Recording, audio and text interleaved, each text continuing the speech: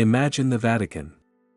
You're likely picturing the solemnity of St. Peter's Basilica, the quiet reverence of prayer, and the white smoke signaling a leader chosen by divine guidance.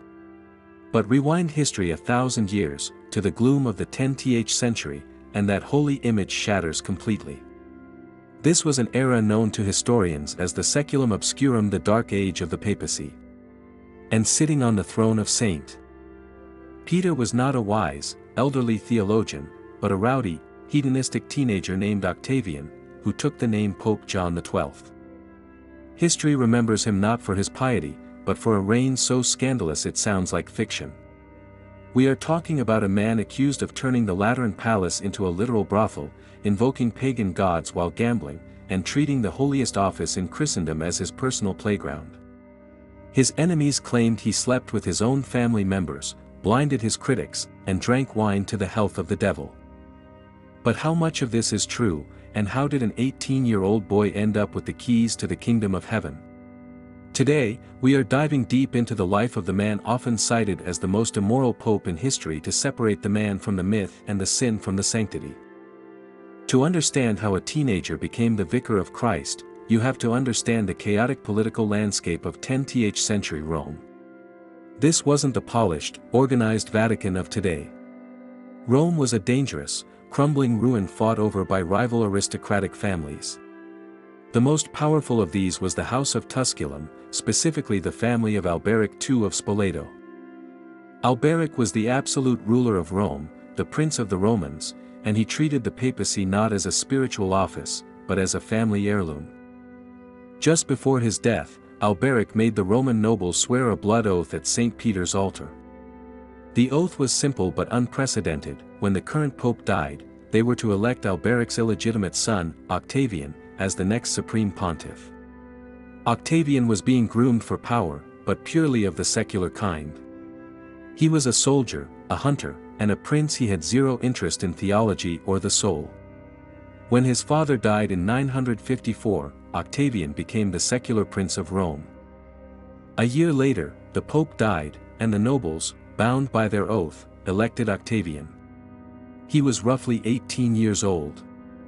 He took the name John XII, becoming one of the first popes to change his regnal name, unifying the military power of Rome and the spiritual authority of the Church in one very young, very unprepared pair of hands. Once John XII secured the papacy, the mask of propriety didn't just slip, it was thrown out the window. Most popes entered the Lateran Palace with a sense of awe and duty. John entered it like a rock star trashing a hotel room. According to the chroniclers of the time, specifically Liutprand of Cremona, who, we must admit, was a political enemy, John XII had no interest in Mass or Vespers. His interests lay in hunting, gambling, and women. The accounts are startlingly graphic. It was said that honest women, pilgrims who had traveled weeks to visit the tombs of the apostles, were afraid to enter St. Peter's Basilica. Why? Because they feared being assaulted by the Pope himself. The Lateran Palace, once the administrative heart of the Church, was described by contemporaries as having been transformed into a brothel. He was accused of keeping a harem of concubines, comprising free women, slaves, and even nuns. The scandal wasn't just that he had lovers, it was the sheer brazenness of it. He reportedly flaunted his affairs in front of the Roman nobility, treating the spiritual center of the Western world as his personal bachelor pad. If his lust was a problem for the Church, his alleged blasphemy was a catastrophe. John XII was a product of a rough, superstitious time, and his behavior suggested he didn't take the Christian God very seriously. He was a gambling addict, obsessed with dice and card games. This wasn't unusual for a soldier, but for a pope, it was heresy. During high-stakes games, when the dice weren't rolling his way, witnesses claimed John wouldn't pray to God for luck. Instead, he would call out to Jupiter, Venus, and other demons of the old pagan pantheon. It paints a bizarre picture: the head of the Catholic Church, dressed in papal vestments, throwing dice and shouting to the Roman gods of old. One particularly damning accusation was that during a drunken banquet, he raised a chalice of wine and toasted to the health of the devil. Whether this was youthful rebellion, genuine pagan superstition, or just the rumors of his enemies, it solidified his reputation as a man who feared no power divine or infernal. John XII wasn't just a hedonist, he was dangerous. In the 10th century, the Pope was a monarch, and John ruled with an iron fist and a total lack of impulse control. The clergy who served under him lived in terror. If you crossed the teenage Pope, you didn't just get excommunicated, you got mutilated. There is a recorded instance where he ordained a deacon in a stable, among the horses, seemingly just to mock the sanctity of the ritual. But it got darker. When a subdeacon questioned his behavior, John allegedly ordered him to be castrated. Another high-ranking cleric, a cardinal deacon named Benedict, was blinded on John's orders. This violence wasn't random, it was a tactic to silence opposition. He treated the cardinals not as advisors, but as servants who could be disposed of at a whim. The atmosphere in the Vatican was one of absolute fear, where the spiritual shepherds of Rome walked on eggshells to avoid the wrath of their teenage overlord. Despite his control over Rome, John XII had enemies abroad. The kings of Italy, Berenger II and his son Adalbert, were encroaching on papal lands. John, realizing his armies were undisciplined and weak, made a fateful decision. He looked north to Germany, to the powerful King Otto I. John sent an appeal for help, offering Otto the ultimate prize, the title of Holy Roman Emperor. Otto I was a devout, stern, and powerful warrior king, the complete opposite of John. He marched his massive army into Rome, and in 962 AD, John XII crowned him emperor. This was the founding moment of the Holy Roman Empire as a major political entity. On the surface, it seemed like a great alliance. Otto swore to defend the church, and John swore loyalty to Otto. But this alliance was doomed from the start. Otto expected a pope who acted like a pope. John expected a bodyguard who would leave him alone to party. Once Otto left Rome to fight John's enemies, the Pope realized he had invited a strict disciplinarian into his house, and he immediately began plotting to stab Otto in the back. Almost as soon as the ink was dry on the treaty, John XII got cold feet. He realized that Emperor Otto I wasn't going to be a puppet, he was going to be a master. Terrified of losing his secular power, John did the unthinkable. He sent envoys to his old enemies, Adalbert and Berenger, and even to the Byzantine Empire and the Hungarians, trying to form a league against Otto. It was a geopolitical blunder of massive proportions. Otto I was a brilliant strategist. He intercepted John's letters and discovered the treachery. At first, Otto dismissed the rumors, reportedly saying, "The Pope is only a boy, the example of good men will improve him." But when the betrayal was confirmed, Otto turned his army around and marched back to Rome.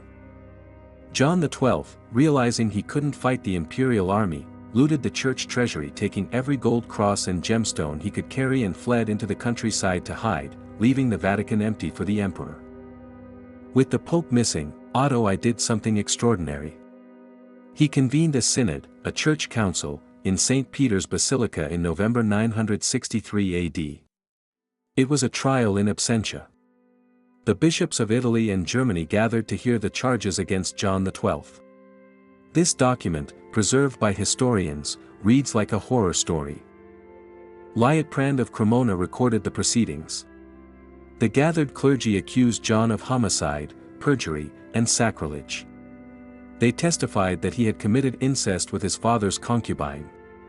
They accused him of turning the Holy Palace into a resort for prostitutes. They claimed he had set houses on fire for fun, wearing a helmet and sword like a brigand. The list went on, hunting publicly, ignoring the canonical hours, and not receiving communion. It was a total dismantling of his character. The council sent a letter to John, demanding he come to Rome to answer the charges. Hiding out in the hills surrounding Rome, John XII received the summons. His response was brief, grammatically poor, and dripping with arrogance. He didn't offer a legal defense. He didn't deny the accusations. Instead, he sent a threat. He wrote, "We hear that you want to make another pope. If you do this, I excommunicate you by Almighty God, so that you may not have power to perform Mass or to ordain anyone." It was a bluff. He was trying to use his spiritual authority as a shield against his political crimes. But the bishops and Emperor Otto were not impressed. They mocked his bad Latin and fired back that he had already disqualified himself by his actions. When John failed to show up for the final summons, the council officially deposed him. They elected a layman, who was hurriedly rushed through all the holy orders in a single day to become Pope Leo VIII. John was out. Or so they thought. History is rarely a straight line. As soon as Emperor Otto I left Rome to return to Germany, thinking the job was done, John XII came back. He still had support among the Roman nobility who hated the German occupation more than they hated their debauched pope. John re-entered Rome with an army, and the new pope, Leo VIII, fled for his life. John's revenge was brutal. He convened his own council, declared the previous one illegal, and started punishing those who had turned on him. One cardinal had his right hand cut off, another lost his nose and tongue. It seemed John XII was back in charge and ready for a long, bloody reign of terror. But divine justice, or perhaps human vengeance, caught up with him swiftly. In May 964, just months after retaking the throne, John XII died. He was only 27 years old. The circumstances of his death are as scandalous as his life. The official church records say he suffered a stroke. However, the rumors that swirled through Rome told a different story. They claimed he was in bed with a married woman named Stefanetta when he either suffered a stroke mid-act, or, more dramatically, was caught by the woman's husband. Some accounts say the husband beat him to death with a hammer, others say the devil himself appeared and struck the Pope down for his sins. Pope John XII ruled for nearly a decade, a surprisingly long time given the chaos of the era. His legacy is a complicated one. Catholic apologists often point to his reign as proof of the Church's divine protection, the argument being that if the Church could survive a leader as disastrous as John XII, it must truly be sustained by God, because any human institution would have collapsed. Historians urge caution with the details. Most of what we know comes from Liutprand, who worked for Otto I, John's mortal enemy. It's possible the stories of pagan toasts and incest were exaggerated propaganda to justify Otto's takeover of Rome. However, even stripping away the exaggeration, the core truth remains: John XII was a secular prince in spiritual clothing, a young man thrust into power who chose pleasure over piety. He serves as a stark reminder of what happens when absolute power is given to those without the discipline to wield it. He remains, to this day, the poster child for the pornocracy, the dark shadow against which future reformers would fight to restore the dignity of the papacy. The story of John XII feels like a fever dream of the Middle Ages, a mix of high politics, low morals, and brutal violence. It forces us to look at history not just as a list of dates, but as a collection of deeply flawed human beings. If you enjoyed this deep dive into the darker side of history, make sure to hit that like button, it really helps the channel. Let me know in the comments, do you think John XII was truly a monster, or was he just a victim of political propaganda written by his enemies? I read every comment and I'd love to hear your take. Don't forget to subscribe and ring the bell so you never miss out on our next historical investigation. Thanks for watching, and I'll see you in the next one.